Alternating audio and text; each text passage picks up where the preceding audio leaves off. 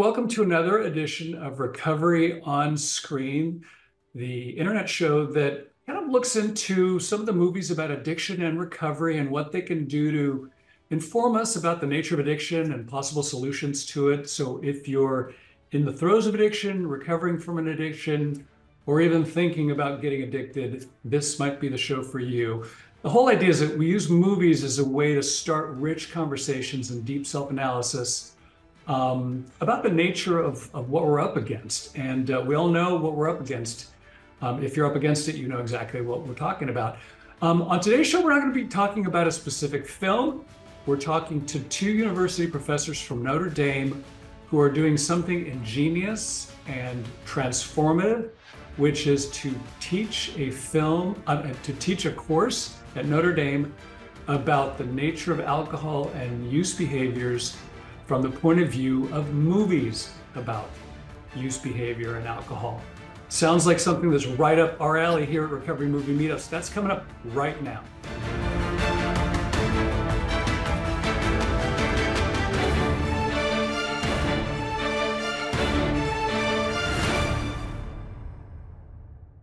Hey, you guys. All right, so I'm here with Ted Mandell and Anre Venter, who are both university professors at Notre Dame University. And they've devised an ingenious course which has taken off and proven to be incredibly popular at Notre Dame. Why don't you guys tell our audience about this course? And of course, I love the title, Drunk on Film, because the first book that I wrote, which many of you watching this may have already purchased, is Addicted in Film. Now it's Drunk on Film. So I think we're like in the ballpark, right? Or is it Drunk in the Movies? No, you've got it right. Drunk on film is Drunk on actually Film. right. Okay. So Actually, Drunk on Film and Drunk on Film. So we are basically sister So or I do think the subtitle is also very important. right. Drunk on film, the psychology of storytelling with alcohol and its effects on alcohol consumption is the actual full title. But our students refer to it as drunk on film, and most people do. Anre, I'll just give an overview and then you can jump in. So in 2020, we started this course with the idea of trying to figure out why college students binge drink the way that they do by presenting the narrative of alcohol as it's seen in film, as well as advertisement, social media. So we break that down and dissect it and allow students to kind of reflect on their own behaviors and contrast that with the characters that they see in films, what they've been shown when they were in junior high, those teen films that they kind of are kind of teen classics, the films that they saw on sleepovers with their friends, and ask themselves, why do you think that your level of drinking in college is somehow normal? And a lot of that has to do with the narratives that they've been seeing as in films as they've been, growing up. I don't know, Anre, if you want to add to that. You know, the idea that does culture, in some senses, is our culture a reflection of the movies, or the movies a reflection of the culture? I think those things go hand in hand. But what is it? And I mean, Ted said it well. The basic question we want them to start asking themselves is, why do I drink the way that I drink? Why, and I think the movies, and we do start with, there's a progression in the movies. We begin with the teen movies. We begin with the movies they would have seen in junior high, and then we progress up through into adult movies so that they can follow this narrative that they've been fed about alcohol and the role alcohol plays in our society. Mm-hmm. And it's very interesting. What I find is really amazing is that you're dealing with it on the front end. You're explaining why people use the way they do and how they potentially go down the road of irresponsible behavior and use and addiction and all the problems that go with it.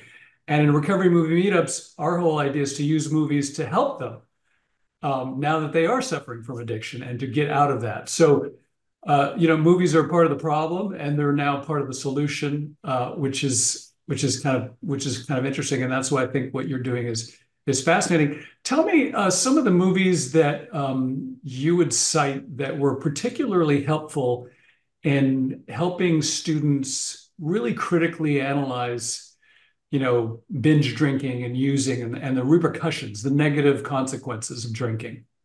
Well, what's interesting is we try to show them the films that they've seen before and then point out the fact that of these types of things. So, for instance, we'll start even next week with a film that was the number one viewed film on Netflix in 2018. It's called The Kissing Booth. It's a teen rom-com, It is god awful one of the film. worst movies that has ever been made on this earth. Right? But th there's this classic teen party scene where the girl who's the sober outsider comes to the party, and to be accepted into the group, she's offered shots. She starts binge drinking. She eventually passes out that night and is swept away by the what we call the sober night, the male characters in these teen films who are the crush for the girl, but apparently they're drinking as much as everybody else, but they're apparently sober in the scene. Mhm. And he takes her up to his bedroom and puts her to bed, and she wakes up the next morning and nothing happened. And it's this kind of narrative that's fed to a young, predominantly female audience and the 13, 14-year-olds. And we look at this and we ask them, hey, did you realize what's actually going on in this film if that were to play out in real life? And I think that's the first film where the light bulb comes on. They're like, wait a minute, this is really dangerous behavior that I was, watching over and over again. I think a part of the film, the way we use films in the class is it's a wake-up call, where they don't really think about the fact that what they're doing and the effects of what they're doing, they saw it previously as entertainment. Now they see it as problematic. Mhm.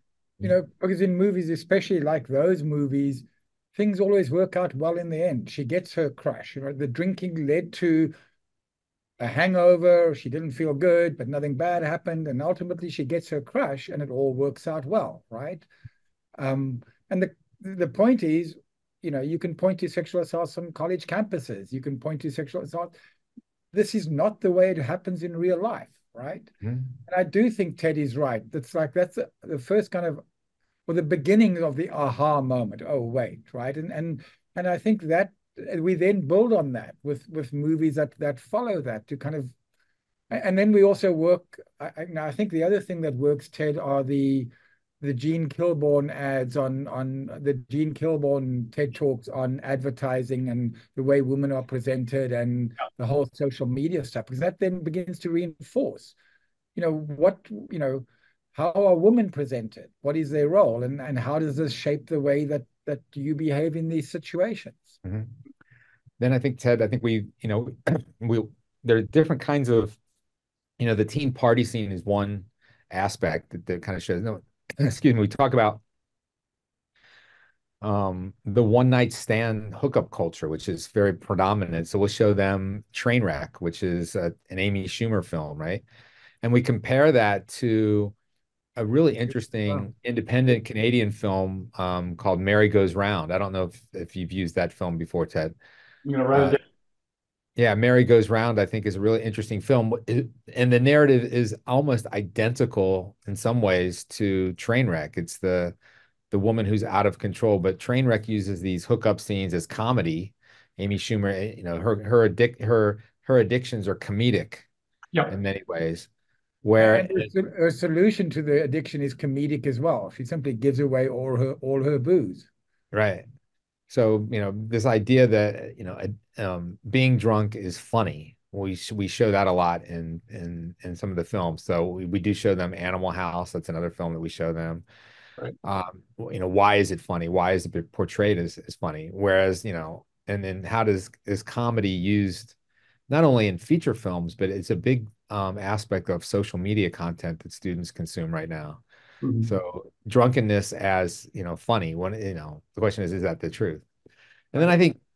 I think where the turning point in students' attitudes towards alcohol comes is when the concept of addiction, that we begin to ask them, does this behavior that you were doing, if you graduated on May 17th and you continued what you're doing here, is that normal? Where you perceive it as normal now? And I think what most people don't understand, and Anre and I didn't grasp it, I don't think originally, is how normalized the behavior of student binge drinking is in a culture that they don't even recognize.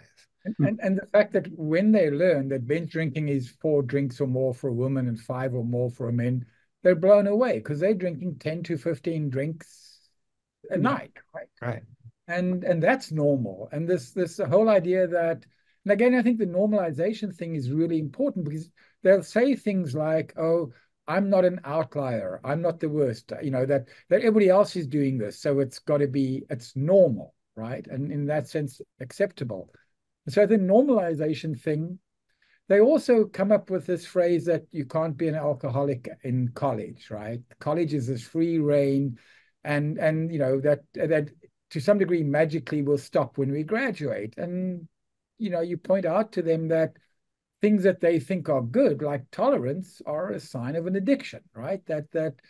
These are you're if you were to take these surveys about alcohol use disorder, and actually one of the films Ted uses is a documentary made by a film student in his documentary production class called Notre Drinking, and where she on camera asks 2 of her friends to do this, and they both come out at the highest risk for alcohol use disorder, and they're blown away by that, right? It's like they don't. How can this be? Right. Yeah. Um, Terrific. And so give me a wrap up of like you've conducted a study, you've got some results. What are some of the kind of fun, tangible, documented or undocumented or anecdotal results of this class? I'm thinking that they've been quite positive and potentially could be helping young people or even potentially saving lives. Yeah, so we give a kind of a first day survey where we kind of ask students about the number of drinks that their friends have on a typical Friday. And every single semester, that number comes out to be 79%. I don't, you talk about statistics, 79% of our students on a Friday, a typical Friday night, report that their friends binge drink. So I would assume, I mean, that's kind of like the culture, right? We get essentially about 11 to 12% of our students say that they're non-drinkers, Mhm. and then about 79%. And then there's about a 10% number in there that say they have like 1 to 3 drinks. At you, the you end know, of we, this, we, we, go ahead, sorry. we've had about 1,500 students total come through these classes, right? So we've got a fairly large data set there. And again, as Ted says, these percentages are so similar, so consistent. So, for example, a student last night was saying in class, and he's a non-drinker, he's a non-binge drinker, and he made the point that, he thinks the majority of students at Notre Dame are non-binge drinkers, right? Well, we can point to this data, unless the drunk on film class is drawing all the the kids with addiction problems to our class. I don't think it is. His estimation doesn't gel with what we are finding, right? And that makes sense because if you ask somebody to estimate the proportion of people who are like them, they compare themselves to, they think about their group and they use that group as their baseline, right? But the numbers are so consistent.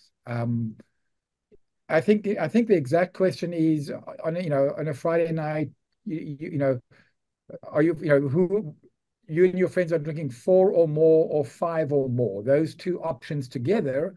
I think the 5 or more comes at about 40%, and the other one comes out at about 30%, 30 odd percent. So combined, 79% of these kids' friends are drinking 4 or more drinks on a Friday night. And then I can tell you that's happening on the Saturday night as well. And in fact, probably the Thursday night, because Thursday is now the big party night as well. Mhm. And then we'll do an exit survey at the end of the class, and we find that over 87% of our students change their belief system about alcohol, the effect of alcohol on them and their friends, and the narratives of alcohol. And over 42% have changed their drinking habits, not by anything that we've asked them to do. They've voluntarily change the way that they drink. Now, if you add the 12% who are non-drinkers, you're hitting over half the class is voluntarily, after we've gone through this class, changing the way that they drink on a daily basis. Yet the small percentages say no, it had no effect. And I think that's always going to be there. But I think, and again, I think the change in the belief. Look, if you think about attitudes from a kind of psychological perspective, we think about attitudes as made up of three components, right? Kind of a cognitive belief section, an emotional or affective component, and then the behavioral component, right? And the thing is, if you can begin to influence the belief and the affect, you can have an effect ultimately on the behavioral component, right? Whereas if you target only the behavioral component and you say you can't do this, that typically backfires because you're doing nothing about the beliefs and the emotions. So the class does seem to impact those components. Our concern is, and I think this is, again, from a psychological perspective, the one thing we know is that probably the biggest shaper of a person's behavior is the environment they find themselves in, right? So you get them to think about it, you get them to feel this way, but then they come right back into an environment where drinking is just rampant all around them, right? And in some ways, from a perspective of really having an impact on changing things, you have to do something about the environment ultimately as well. You can't put an addict back into an environment where they're surrounded by alcohol and people are drinking, because chances are they're not going to last long, right? Yeah, it's true. Well, that's just terrific that has impacted the students so much. So I think that, listen, Recovery Movie Meetups is helping people in treatment facilities around the country and even around the world. And now you guys are helping students avoid having to use Recovery Movie Meetups if they ever wind up in treatment. So I think we have great ways to work together. So on behalf of Recovery on Screen and Recovery Movie Meetups, thank you so much to Ted and Anre for joining us today and telling us about their amazing course at Notre Dame University, Drunk on Film. Thanks for being here.